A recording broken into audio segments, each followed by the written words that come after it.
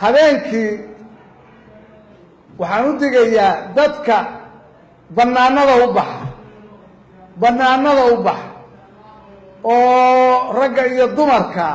oo bannaanada isla aada oo anshaxumada ku sameeya oo baabuurka u dhex jira oo hadhow goortii la tago wuxuu leeyahay xaaskaygii be xaaskaaga maxaa bannaanka gurigiina ma isla tagtaan xaaskaaga marka haddaad tiraahdo xaaskiina soo maaha waxaan idin geynayaa saldhigga waana idinku soo dhimashay dalo kalaa soo baxay waa qaylinaya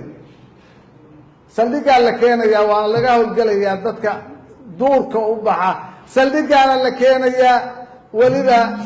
dad baan u qaybinaynaa faafiya ceebta lama faafiyo laakiin la dayn maayo haddaan horta dad badan lagu waana qaadan la dayn maayo waa ka digaynaa inaan la aadin halkaa oo lala aadin